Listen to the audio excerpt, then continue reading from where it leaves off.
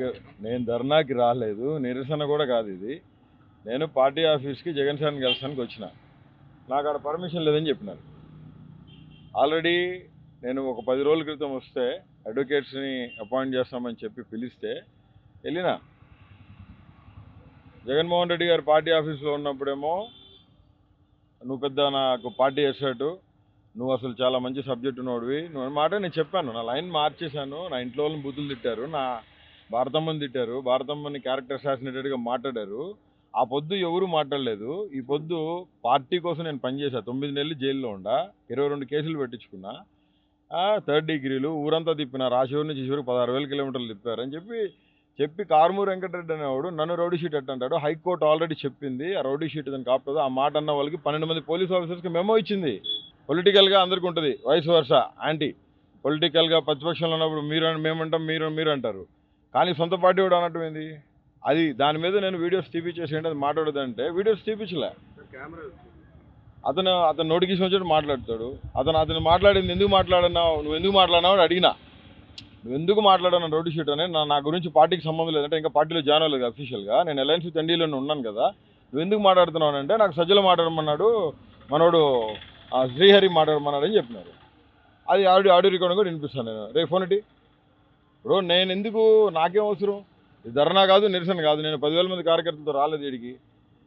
Republican పార్టీకి 1,70,000 మంది members ఉన్నారు. నేను వర్కింగ్ ప్రెసిడెంట్గా ఉండే. అత్వాలయ్య గారు ప్రెస్ మీట్ పెట్టి సారీ చెప్పు నువ్వంటే, సరే మా ఆడోళ్ళని కూడా తిట్టారు కదా సార్, మా ఆడోళ్ళు తిట్టినారు, భారతమ్మని తిట్టినారు, వాళ్ళకి సారీ చెప్పమని చెప్పండి, బహిరంగ నేను కూడా సారీ చెప్తాను సార్ అని చెప్పిన. లైన్ మార్చి మాట్లాడేటప్పుడు కారుమూరి వెంకటరెడ్డి అనేవాడు నా క్యారెక్టర్ అసాసినేట్ ఎందుకు చేయాలా? కారుమూరి వెంకటరెడ్డి మాట్లాడమంటే కారుమూరి వెంకటరెడ్డి ఎందుకు మాట్లాడినావు అడిగితే, నేను కారుమూరి వెంకటరెడ్డి ఏం చెప్పినాడు, పూడి శ్రీహరి సజ్జల రామకృష్ణారెడ్డి మాట్లాడినా అన్నారు. నేను ప్రూఫ్ చూపిస్తాను మీకు. దాని మీద నేను అతని పార్టీ నుంచి బర్తరఫ్ చేయాలని ఇప్పుడు అడుగుతున్నా. ఎందుకు నేనేం తక్కువ చేసినా 10 సంవత్సరాలు పార్టీ కోసం కష్టపడ్డాను, ₹1 తీసుకోలేవు దగ్గర. జగన్మోహన్ రెడ్డి నిజమైన నాయకుడు. పార్టీ కోసం కష్టపడతాను. ఈడే ఈ గేటు కాడ ప్రాణం విడుస్తా. కృష్ణారెడ్డిని 2-3 సార్లు కలసడం జరిగింది. ఇతను మాట్లాడుతూ చూడండి, ఎవరు నేను మాట్లాడుతున్నారంటే కారుమూరి వెంకటరెడ్డి మాట్లాడిన మాటలు. చెప్పండి అంటే ఏమని మాట్లాడాలి, మీ మీద కంప్లైంట్ ఇవ్వమంటారా? వెంకటరెడ్డి పార్టీకి సంబంధం లేదని చెప్తారంటే డ్యామేజ్ చేస్తున్నారా చెప్పండి.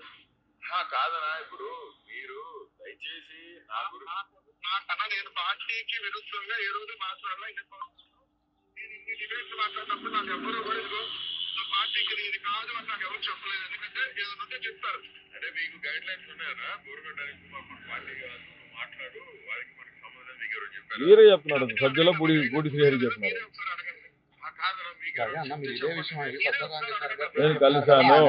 నేను కలిసిన రోజు నువ్వు పార్టీ ఆఫీస్కి ఎందుకు వస్తున్నావు, నువ్వు రావద్దని చెప్పినాడు పార్టీ ఆఫీస్కి. నేను రోజు జగన్ సార్ వచ్చినారని చెప్పి ఇక్కడికి వచ్చినా. నేను అవునన్నా, సజ్జలోనే మీకు చెప్పినారా పార్టీ అనిల్కి మనకి చెప్పండి ఒకసారి. ఇప్పుడు నాకు మీరు క్వశ్చన్ చేయండి కాదన్నా, ఎందుకంటే మీరు నన్ను క్వశ్చన్ చేసినప్పుడు అలాగండి మీకు మీరు పార్టీలో మీకు మీ అన్ని వాళ్ళే చూసారు అంటున్నారు కానీ వాళ్ళకే చెప్పండి.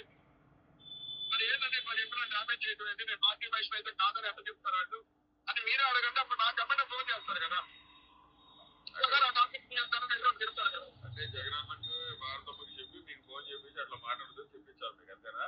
నేను అట్లా లేదన్నా, పార్టీలో ఎవరు చెప్తారు, మీ పార్టీలో అన్ని వాళ్ళే చూసారని చెబుతున్నారు కదా. అవునా, వాళ్ళ నుంచి వేరే వాళ్ళకి చెప్తారు కదా, వాళ్ళు చెప్తారు కదా. మీరు చెప్పేది ఎలా ఉందంటే, మీరు నాకు చెప్పొద్దు, మీరు బయట చెప్పండి, వాళ్ళు నాకు చెప్తారు. ఇప్పుడు జగన్ అంటే మీకు చెప్పాలా, లేదా భారతం మీకు ఫోన్ చేసి చెప్పాలా, అంతేనా? లేదు, అసలు మీరు నాకు ఫోన్ చేశారు అడగటమే రాదంటున్నా. నేను అడగడమే తప్పండి. నా గురించి మాట్లాడొచ్చు, నేను అడగకూడదు. రెడ్డి గారికి 2023 నుంచి నా మీద ఎందుకు ఆయనకి పగో నాకైతే తెలియదు. పార్టీ ఆఫీస్లోకి జగన్మోహన్ రెడ్డి గారు దళితుల పట్ల చాలా చాలా చాలా గొప్ప మనసు కలిగి ఉన్నాడు. ఆయన కాలర్ పట్టుకొని చెప్పాడు దళితులు నా మేనమావులని. రిపబ్లికన్ పార్టీ ఎవరు పెట్టారో మీకు తెలుసు కదా, బాబాసాహెబ్ అంబేద్కర్ పెట్టింది. కేంద్ర మంత్రికి ఉన్నాడు, ఆయన యూనియన్ మినిస్టర్ ఉన్నాడు. నాకు ఏ పనులు 7 రాష్ట్రాల్లో కావు, నా పనులు చెప్పును, నేను చేసుకోలేనా, డబ్బు సంపాదించుకోలేనా? చాలా కీర్తి ఖ్యాతి సంపాదించుకున్నాను ఒక దళితుడిగా. అంటే నేను అనేది ఏంటంటే, అందరూ పార్టీ ఆఫీస్లో పోతున్నారు సంతోషంగా, నన్ను ఎందుకు ఆపుతున్నాడు అంటున్నా. ఒక నలుగురు గుంటూరులో ఉన్న నలుగురు నాయకుల కోసం ఆపుతున్నాడు ఆయన. బాపట్లో ఉన్న ఒక నాయకుడి కోసం ఆపుతున్నాడు. నువ్వు ఏం ఆపగలవు? ట్రై చేయి, నువ్వు ఎంత చేస్తావు చెయ్యి. నేను ఇక్కడ గుడిసేసుకొని రోడ్లో ఒక చిన్న మంచం వేసుకొని పడుకొని జగన్ కోసం పనిచేస్తానికి సిద్ధమైన. ఈ పొద్దు జగన్ అన్న పిలిస్తే పోతాం, లేదా రేపు పొద్దున ఇప్పుడు ఇంటికి పోతాం సాయంత్రం మళ్ళీ లేదంటే నేను ఏడే కూర్చుంటాం, మా భార్య పోతుంది. పొద్దున్నే వస్తారు, నేను ఏడే కూర్చుంటే అన్నను కలిసేదాకా ఏడే ఉంటాను నేను. ఎందుకంటే నాకు జరిగిన అన్యాయం అన్నకి చెప్పాలి. పార్టీలో ఇక్కడ పార్టీ ఆఫీస్లో ఏం జరుగుతుందో అన్నకి చెప్పాలి. ఇసిరి గుడ్డలు వేసుకొని నలగకుండా జెండా పట్టుకొని రోడ్డు మీదకి వచ్చి కష్టపడి తిరిగి చెప్పులు లేకుండా జగన్మోహన్ రెడ్డి గారి కోసం స్లోగన్స్ ఇచ్చకుండా ర్యాలీలు చేస్తే తెలుసుద్ది. ఇసిరి గుడ్డలు వేసుకొని నలగకుండా సజ్జల రామకృష్ణ లోపల కూర్చుంటే పని అవుతుందా? ఇది ధర్నా కాదు.